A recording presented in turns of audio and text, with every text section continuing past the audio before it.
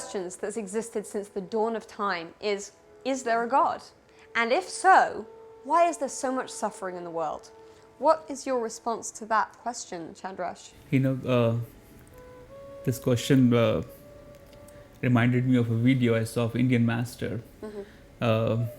Someone asked him, does God exist? Do you think God exists?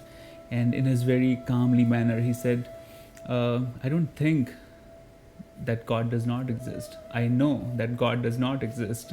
And the seekers around him, they were confused even more now that our master, our guru is telling us that God does not exist. And he's saying, I know God does not exist. So what I've been doing for all these years with him. So what he was pointing and what, I'm going to talk in the, as a response in this question is the God of our belief maybe does not exist. The way we look at God, maybe that God does not exist in real. That God is just created as a hope, as a shoulder to cry on. Because see, when you are born, what's your experience with God?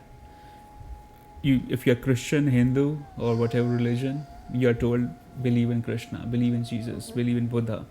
And then you grow up believing or disbelieving in God, right? Most people believe. Maybe 10%, 20% don't believe.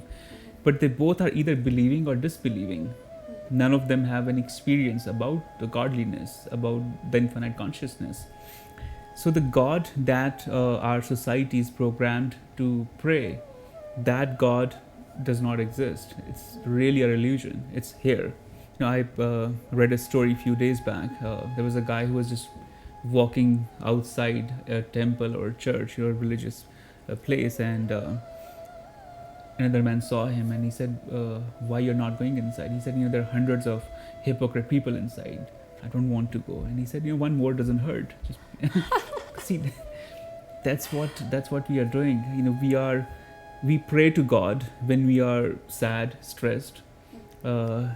God has become sort of an ATM machine. You want to just insert your card and take the cash out, right? And in this case, you just want to pray so that your worries go away, your problems go away. What really God is, it's infinite consciousness. And I don't use the word God. I stopped using the word God at one point because I thought it's so misused. But now I've started using it again because I thought if I don't use God, if I keep using a different terminology, I'm suppressing the originality of this whole concept. If I call it divine, universe, energy, vibration, I'm just giving it a new name. But let me talk with using the word God and telling people this is what God is.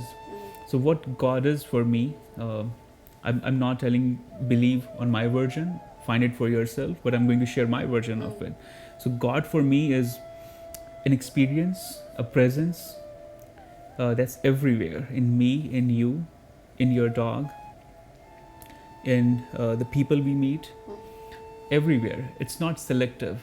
God is not only in a church, only in a temple, only in a priest. It's everywhere. Either it's everywhere or it's nowhere. The way we look at, we have given personality to God. So the God we pray, He's judgment. First of all, it's He. It's never she, it's He. And that's when I think it's a man-made concept. It's not a woman-made, it's a man-made concept. They gave it a personality and they personified it by calling it He. I call it it. I don't label it as a gender or he or she. If I have to label it, I'll use she. I feel women are more powerful anyway than men, and I would rather use she than he. So I stick with either it or she. When you call God He, when you feel He's judgmental, when you feel He is going to punish you, when you feel He is going to reward you for something good, you are starting your journey on a wrong path, on a wrong scale. God is not going to punish you or reward you. God is already pleased with you. That's why you are here. That's why you are breathing. There's a quote from a Nobel Prize winner poet from India, Rabindranath Tagore, that one of the biggest signs that God is happy with you is that you are alive every day. And the reason there are so many humans being born every day, it's a sign that God has not yet given up on you. So, and God is already happy with you. There's no need to please Him, and that's a human trait, to please people or to do things to not Ingratiate yourself to exactly. somebody. And that's the kind of God we have created. We try to please God. We try to stay away from the anger. God doesn't get angry.